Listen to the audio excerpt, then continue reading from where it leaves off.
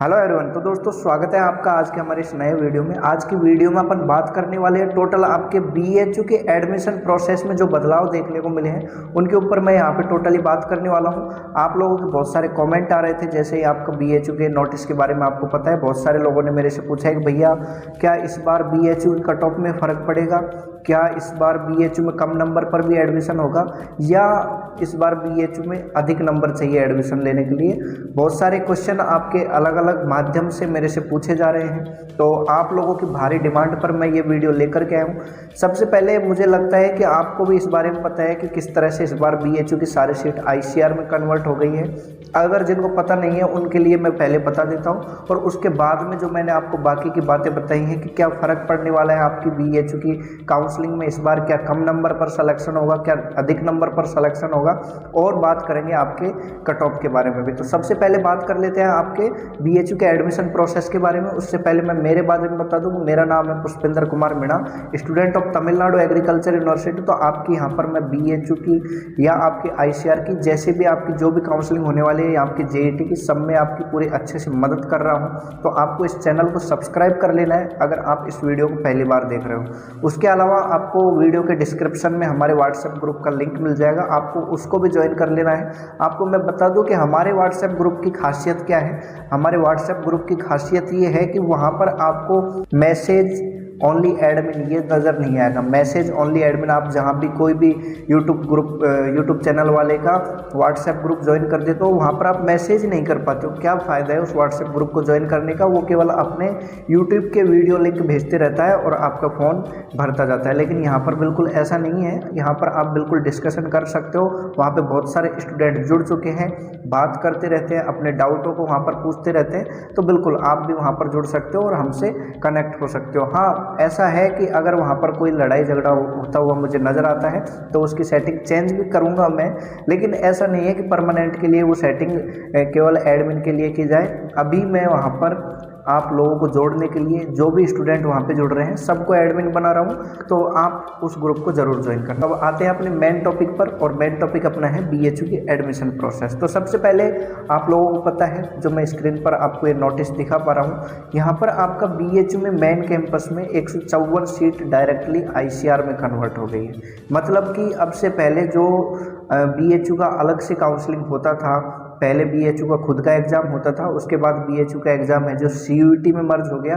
तो सीयूईटी के नंबर के बेस पर आपका वहाँ पर काउंसलिंग हो रहा था, तो उस पर आपको वहाँ पे एडमिशन मिल रहा था और बाकी की 20% सीट पर आईसीआर एडमिशन दे रहा था। लेकिन अब वहाँ की जो पूरी 154 सीटें हैं वो पूरी की पूरी आपकी आईसीआर में कन्वर्ट हो गई हैं। मतलब कि अब आपकी सीयूईटी की काउंसलिंग नहीं होगी, लेकिन वो उसके जो RSG Rajiv Gandhi south campus है उसके लिए वहाँ पर आपकी काउंसलिंग होगी। और वहाँ पे भी एक लाइन दी हुई है, नीचे आप पढ़ पा रहे होंगे कि अगर वहाँ पर 31 सीटों से अधिक या 31 सीटों तक एडमिशन होता है तब जाकर के वो वहाँ पर वो कोर्स कंटिन्यू करेंगे, वरना वहाँ पर बीएससी एग्रीकल्चर का कोर्स इस साल कंटिन्यू नहीं होगा।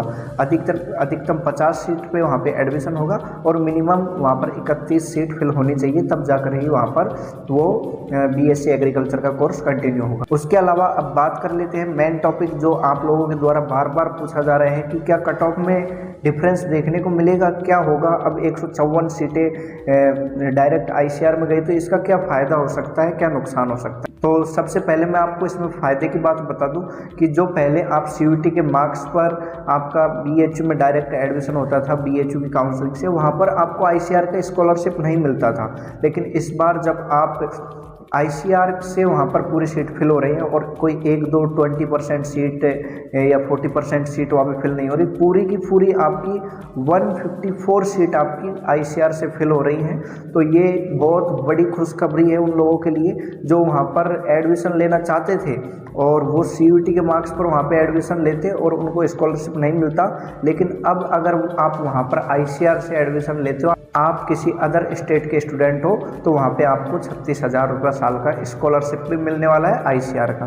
अब नुकसान की बात करें तो नुकसान तो यहाँ पर कोई ज़्यादा बड़ा है नहीं, लेकिन नुकसान आपका ये है कि जिन लोगों ने सीयूईटी का फॉर्म भरते टाइम आईसीआर को सेलेक्ट नहीं किया उन लोगों को एक भारी चोट लग सकती है यहाँ पर, क्योंकि बहुत सारे स्टूडेंट हैं जो मेरे को बार बार मैसेज करते रहते हैं कि भैया हमने CUET का फॉर्म भरते टाइम ICAR को सेलेक्ट नहीं किया, क्या हम इस यूनिवर्सिटी में एडमिशन ले सकते हैं, क्या हम इस यूनिवर्सिटी में एडमिशन ले सकते हैं। लेकिन उन लोगों को मैं यही जवाब देता था कि भाई अगर आपने ICAR को सेलेक्ट नहीं किया है, आपके अच्छे नंबर आ रहे हैं तो आपने BHU को सेलेक्ट जरूर किया होगा, तो आप BHU में अपनी काउंसलिंग करवाना। लेकिन BHU में काउंसलिंग इस बार भी होगा, लेकिन आपके मेन कैंपस की जो सारी सीटें हैं वो आपकी ICAR के द्वारा भरी जाएंगी, ना कि आपके जो BHU का काउंसलिंग होगा CUET के मार्क्स के बेस पर, उस पर आपकी वो सीट नहीं भरी जाएंगी। तो वो सीट आपकी राजीव गांधी साउथ कैंपस की भरी जाएंगी और उसमें भी आपकी 50 सीट हैं, तो वो 50 सीट आपको CUET की काउंसलिंग से मिलेगी।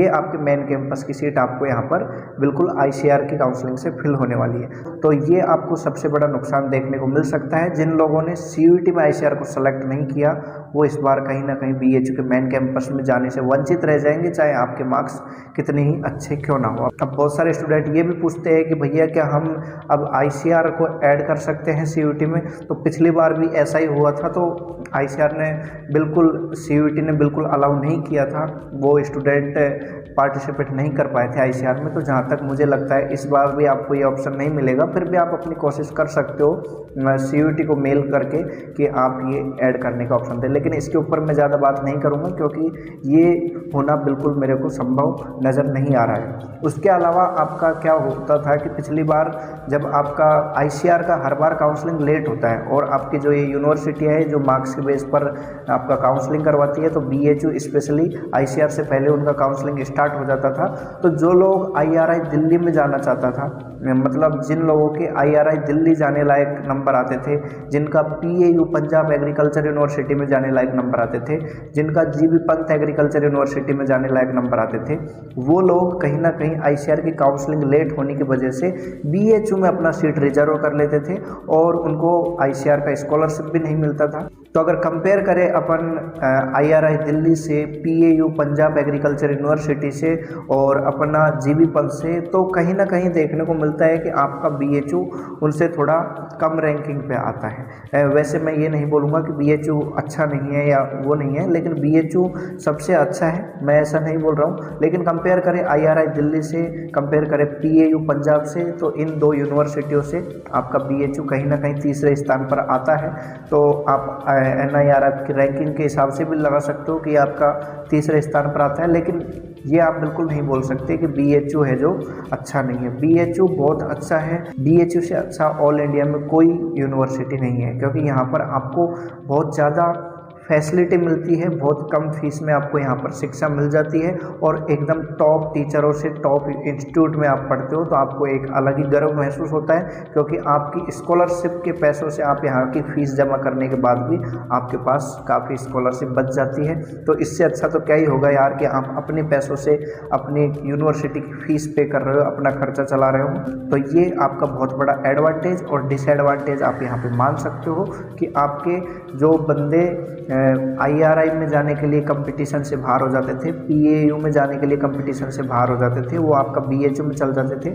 अब आपका यहाँ पर उन लोगों का डायरेक्टली BHU के लिए भी कंपटीशन रहेगा, तो आपको चिंता करने की ज़रूरत नहीं है।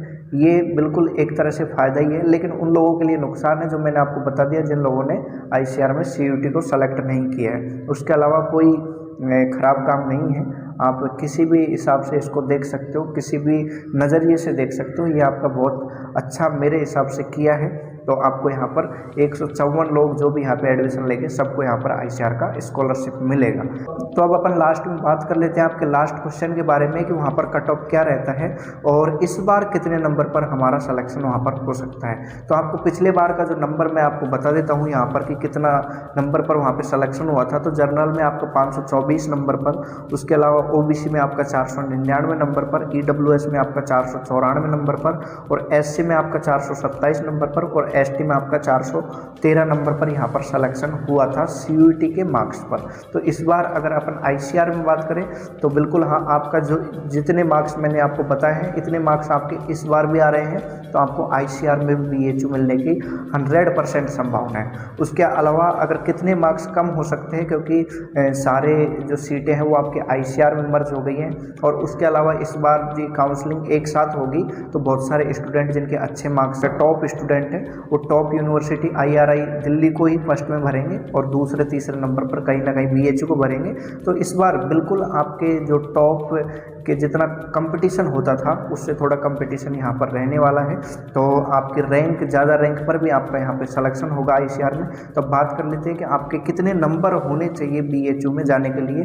तो मैं आपको बता दूं, अगर आपके 515 नंबर या 510 नंबर भी है ना, तो आपको बीएचयू मिलने की पूरी संभावना रहेगी। उसके अलावा ओबीसी में भी अगर आपके 500 नंबर हैं तो ओबीसी में भी आपको बीएचयू मिलने की पूरी संभावना रहेगी। ईडब्ल्यूएस में आपके 490 नंबर हैं, तब भी आपको बीएचयू मिलने की संभावना रहेगी। एससी में अगर अपन बात करें तो आपका यहाँ पर 390 या 395 नंबर तक है आपके, तो लास्ट तक आपको बीएचयू मिल जाएगा। एसटी कैटेगरी में बात करें तो आपका एसटी में भी सेम आपका 390 प्लस नंबर होने चाहिए, तभी आपको बीएचयू मिल पाएगा।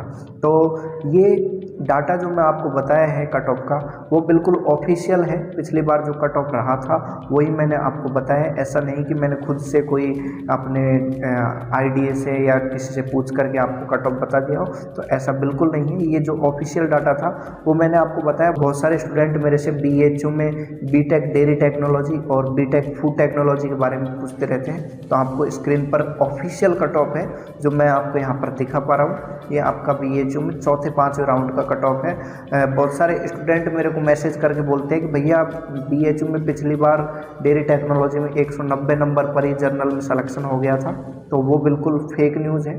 और आप देख सकते हो ये कट ऑफ बिल्कुल ऑफिशियल मैं आपको दिखा पा रहा हूँ। और उसके अलावा एक जानकारी मैं आपको और दे दूँ, बहुत सारे स्टूडेंट सोचते हैं यार बीएचयू टॉप है, बीएचयू को अपन डेयरी टेक्नोलॉजी में फर्स्ट में भरे या फूड टेक्नोलॉजी में फर्स्ट में भरे, तो आपको बता दूँ ये गलती बिल्कुल मत करना अगर आपके अच्छे नंबर आ रहे हैं, क्योंकि अभी बीएचयू में 2-3 साल पहले ही आपका डेयरी टेक्नोलॉजी और फूड टेक्नोलॉजी कोर्स स्टार्ट हुआ है। तो यहाँ पर आपको इतनी अपॉर्चुनिटी देखने को नहीं मिलेगी जितना कि आपको एनडीआरआई करनाल में देखने को मिलेगी। तो सबसे पहले आप अगर इन 2 कोर्सों में सिलेक्शन लेना चाहते हो, आप मैथ के स्टूडेंट हो, तो आपको एनडीआरआई करनाल को ही फर्स्ट पे भरना है। तो आशा करता हूँ आपके जो भी डाउट थे सारे मैंने इस वीडियो में क्लियर कर दिए हैं। फिर भी आपके मन में कोई डाउट रहता है तो आप मेरे से कमेंट बॉक्स में पूछ सकते हो, और उसके अलावा आप उस व्हाट्सएप ग्रुप को ज्वाइन करके, जिसका लिंक डिस्क्रिप्शन में आपको देखने को मिल जाएगा, उसको ज्वाइन करके आप वहाँ भी मेरे से डायरेक्ट क्वेश्चन पूछ सकते हो। और जो भी डाउट हो, कैसा भी डाउट हो, आपका सीयूईटी से रिलेटेड हो, आपका आईसीआर से रिलेटेड हो, आप सारे डाउट मेरे से पूछ सकते हो। तो आशा करता हूँ आपको ये वीडियो बिल्कुल पसंद आया होगा। अगर ये वीडियो पसंद आए तो इस वीडियो को लाइक कर देना, चैनल को सब्सक्राइब कर देना। मिलते हैं किसी नई वीडियो में नई जानकारी के साथ। आपने हमारा पूरा वीडियो देखा, आपका हृदय की गहराई से प्रेम पूर्वक बहुत बहुत धन्यवाद। Thanks for watching.